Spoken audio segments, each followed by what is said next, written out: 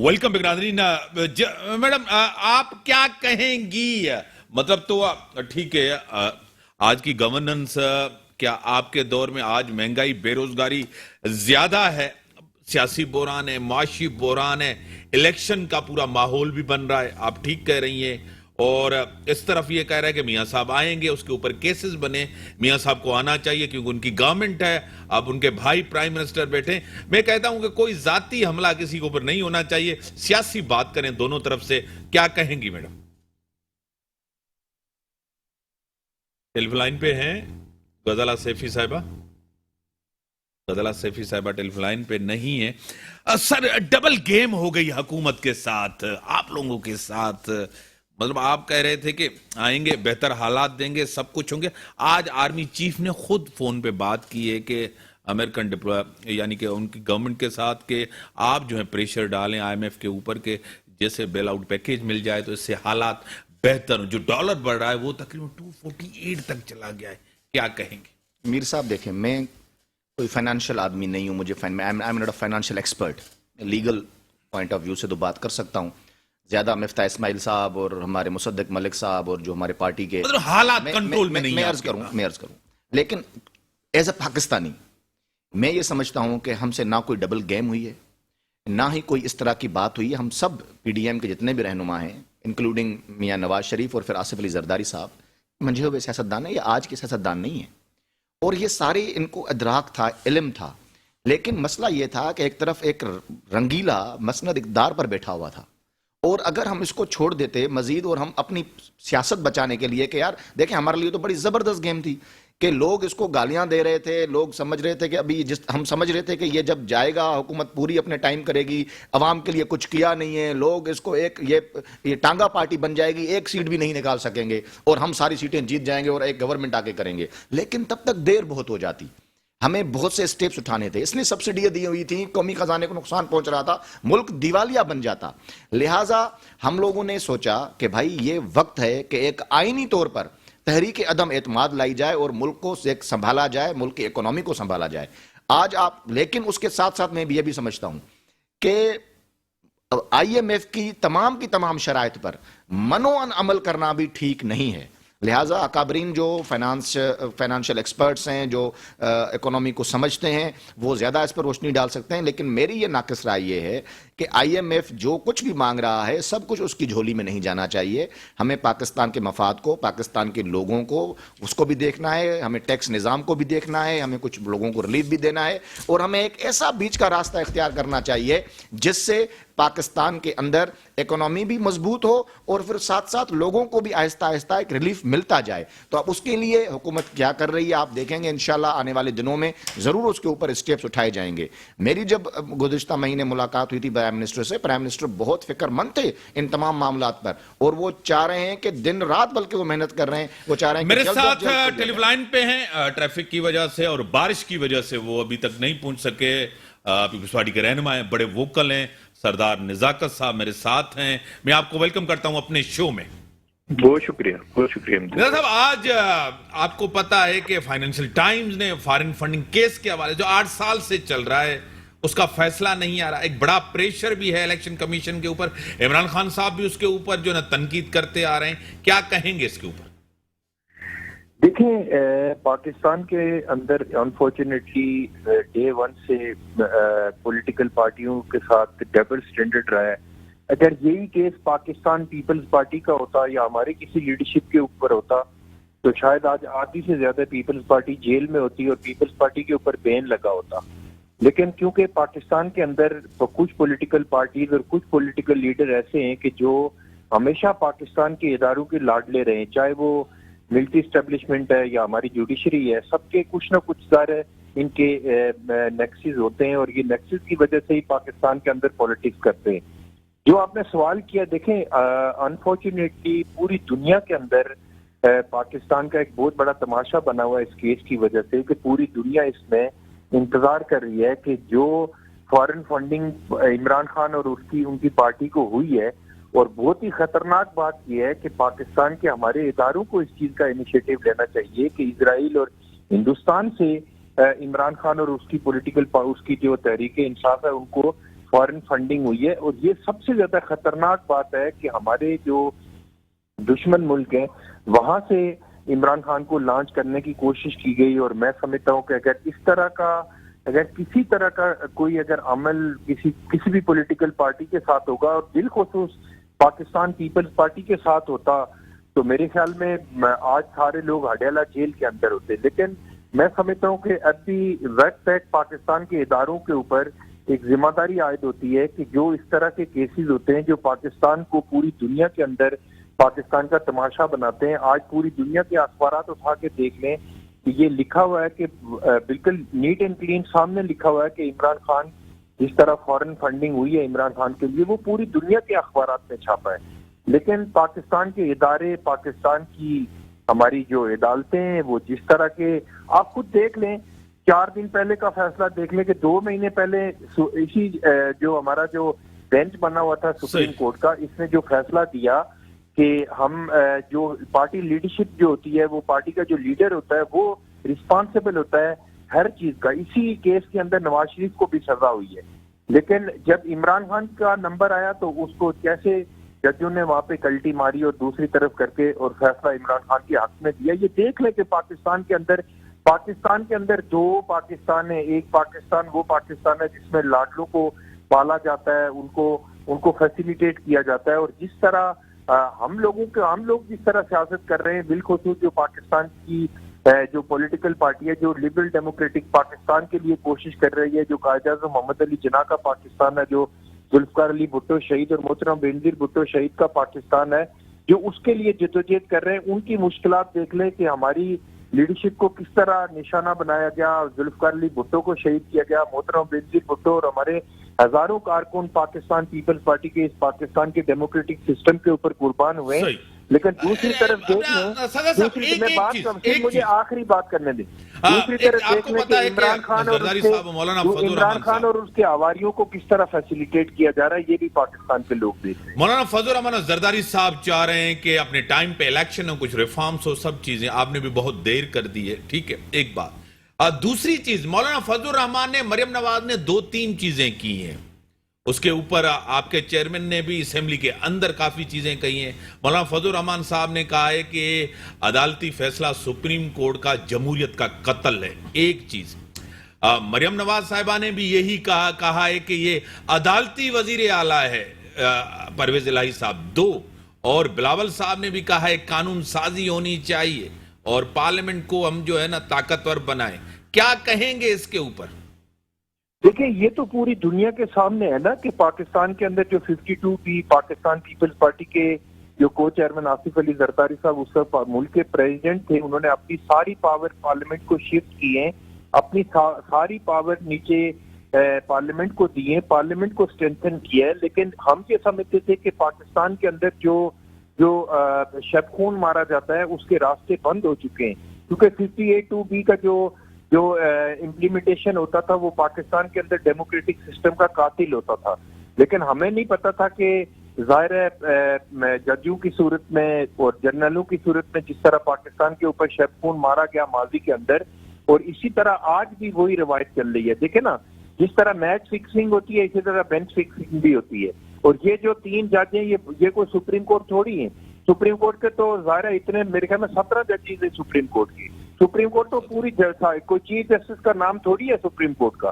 لیکن جس طرح پاکستان کی عدلیہ کا تماشا بنا ہے پوری دنیا میں جس طرح عدلیہ کا وقار مجروح ہے اور پوری دنیا میں آرٹیکل لکھے گئے کہ پاکستان ایک بنانا ریپبلک ہے کہ جس کا جو دل چاہتا ہے وہ کر لیتا ہے. آپ خود دیکھ لینا اگر ان ججوں سے کوئی پوچھے اگر پاکستان کے اندر کوئی پوچھنے والا ہو کہ 2 مہینے پہلے آپ کیا فیصلہ کر رہے ہیں اور 2 مہینے کے بعد کیا فیصلہ کر رہے ہیں تو یہ اس میں اگر ہماری پاکستان پیپلز پارٹی اپوزیشن کی جماعتیں چیئرمین پاکستان پیپلز پارٹی بلاول بھٹو زرداری یہ کہتے ہیں کہ پاکستان کا جو چیف جسٹس ہے وہ سپریم کورٹ نہیں ہے تو اس میں کون سی غلط بات کر رہے ہیں. ٹھیک ہے آپ ٹیلی فون لائن پہ رہیں. بیرسٹر صاحب مولانا فضل الرحمان صاحب نے کہا ہے کہ مداخلت ہو رہی ہے.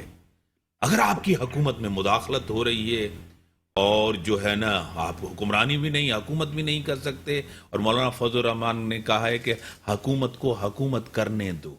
اگر یہ چیزیں آپ سے نہیں ہو رہی تو حکومت چھوڑ دیں, الیکشن کی طرف جائیں, اور آپ کی مداخلت بھی ہو رہی ہے, حکومت بھی نہیں کرنے دے رہے. الٹیمیٹلی اگر اس طرح ہوتا رہا اور مداخلت ہوتی رہی اور حکومت نہیں کرنے دی گئی, اور ہمیں ریاست نہیں بچانے دی گئی, ہمیں ملک کی اکانومی نہیں بچانے دی گئی, تو پھر ہم ایسے ہی کریں گے.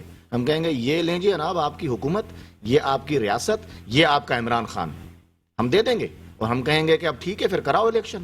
لیکن جب تک ہم کوشش کر سکتے ہیں پاکستان کی ریاست کو بچانے کی, پاکستان کی اکانومی کو مضبوط کرنے کی, تب تک ہم کرتے رہیں گے. اور ہم ان کو یہ بھی باور کراتے رہیں گے کہ جناب یہ آپ کا کام نہیں ہے, آپ مداخلت نہ کریں, آپ چھوڑ دیں, سیاستدانوں کا کام سیاستدانوں کو کرنے دیں, تو آپ دیکھیں گے کہ یہ ملک انشاءاللہ ترقی کرے گا. سر مداخلت جس طرح مولانا فضل الرحمان پی ڈی ایم کے سربراہ ہیں وہ کہہ رہے ہیں مداخلت ہو رہی ہے, حکومت کو حکومت کرنے دیں. کون حکومت کو حکومت نہیں کرنے دے رہا, کون مداخلت کر رہا ہے, کون آپ کو روک رہا ہے؟ ایسی آپ گورنمنٹ کیوں کہہ رہے ہیں؟ آپ جب اپوزیشن میں تھے تو پی ڈی ایم کی ساری سیاسی جماعتیں ایک مقبول تھی, عمران خان غیر مقبول تھا, آج عمران خان مقبول ہوتا جا رہا ہے, آپ غیر مقبول ہوتے جا رہے ہیں, کیا کہیں گے؟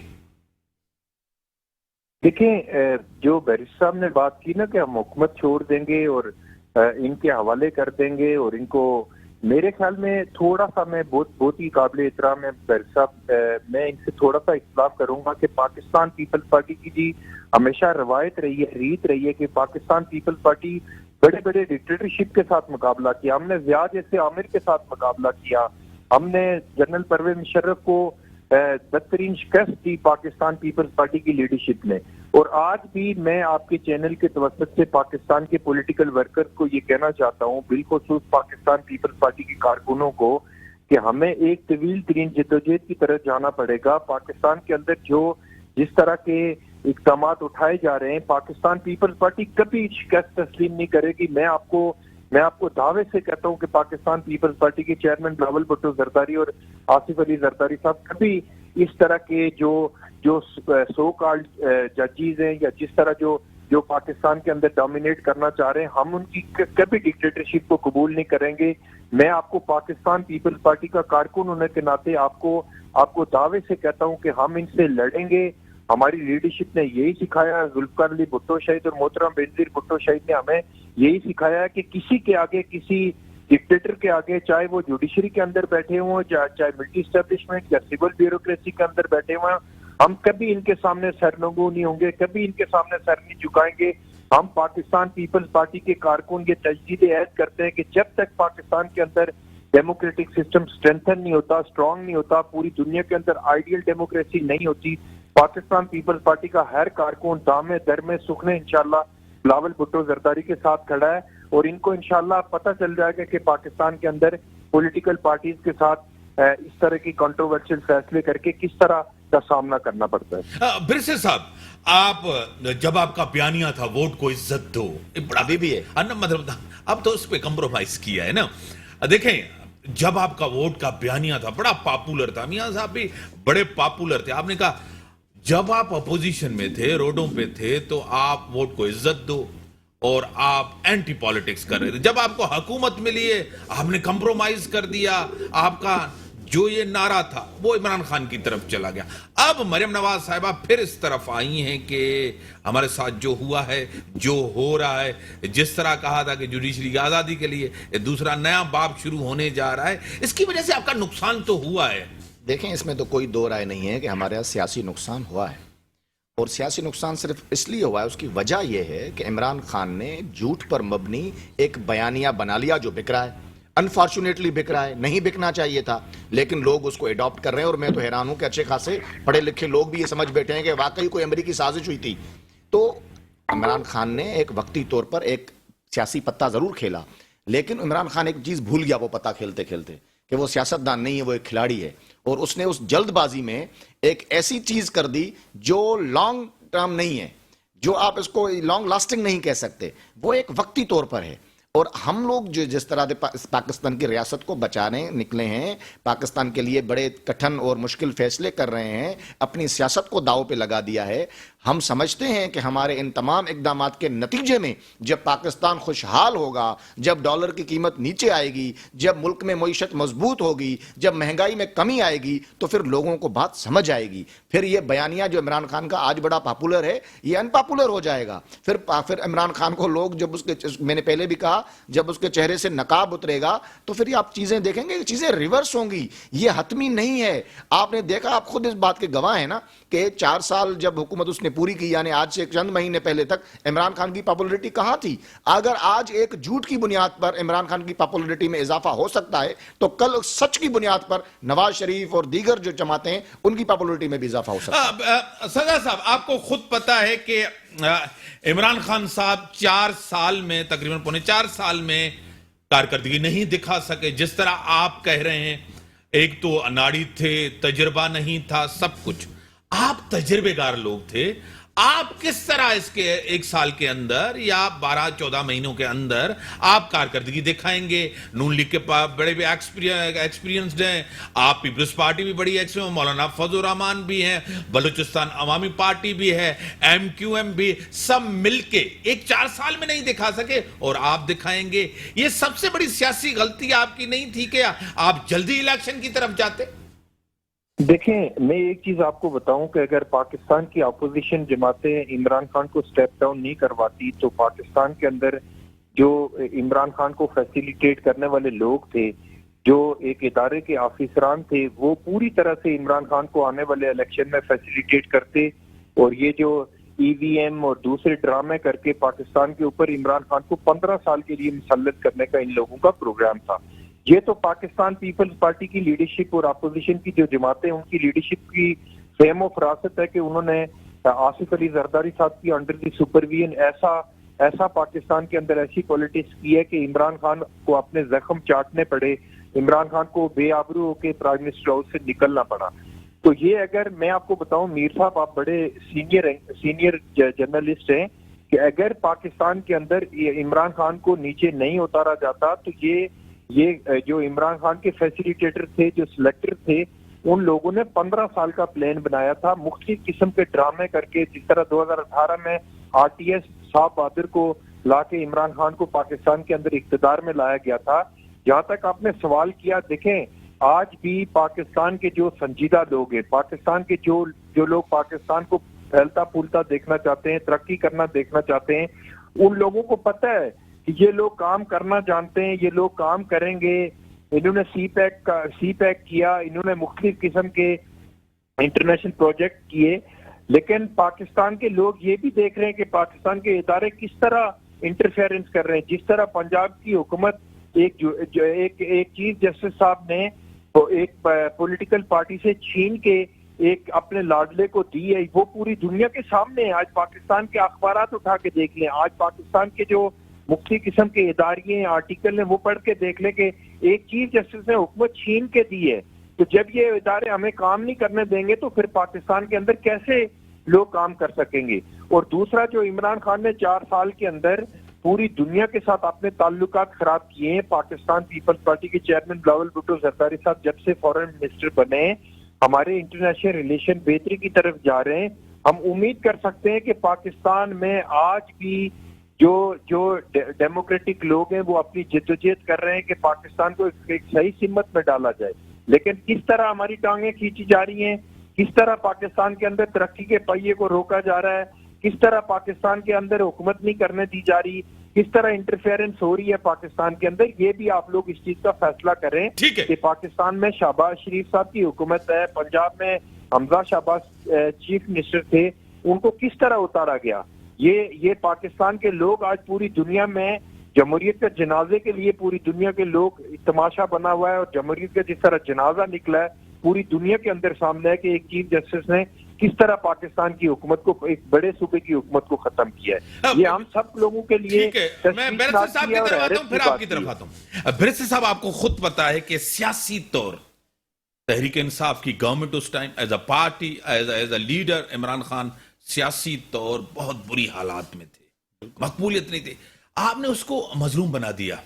آخری 1 منٹ ہے، کیا کہیں؟ دیکھیں، مظلوم ہم نے قطعی مظلوم نہیں بنایا. پھر سیاسی طور اوپر آئے. ہم یہی، میں پہلے بھی اس بات میں بتا چکا ہوں آپ کو کہ بنیادی طور پر اس وقت حالات اس طرح کے تھے کہ اگر ہم انٹروین نہیں کرتے اور کانسٹیٹیوشنلی رجیم چینج نہیں کرتے، کیونکہ آئین میں اس کی ہم ہمیشہ کہتے تھے کہ ہم آئینی طریقے سے تبدیلی لانا چاہتے ہیں، ہم کسی غیر آئینی عمل کو نہ اس وقت برداشت کیا تھا نہ آنے والے دنوں میں برداشت کریں گے۔ بڑی مہربانی آپ کی سردار صاحب، بڑی جو ملک کی صورتحال ہے آپ کے سامنے، سیاسی طور عمران خان کو دوبارہ جو ایک پاور ملی ہے، سپورٹ ملی ہے، وہ اس طرح ملی ہے کہ ان کی حکمرانی جب اس ٹائم کو کمپیئر کرتے ہیں، عام بندے کو فیکٹس اور فگر کی ضرورت نہیں، وہ کہتے ہیں دال روٹی پیٹرول ڈیزل کتنا بڑھا ہوا، مہنگا کتنا ہوا، سب کچھ ہوا، وہ اس معیشت کو سمجھتا ہے۔ فارن فنڈنگ کیس بڑا اہم فیصلہ ہے، ضرور آنا چاہیے۔ اور دوسری بات یہ ہے کہ قانون سازی کرنے جا رہی ہے گورنمنٹ، جو اختیارات ہیں اس کے اوپر سپریم کورٹ کے اور چیف جسٹس صاحب کے، اسی کے ساتھ دیجیے اجازت، اللہ حافظ۔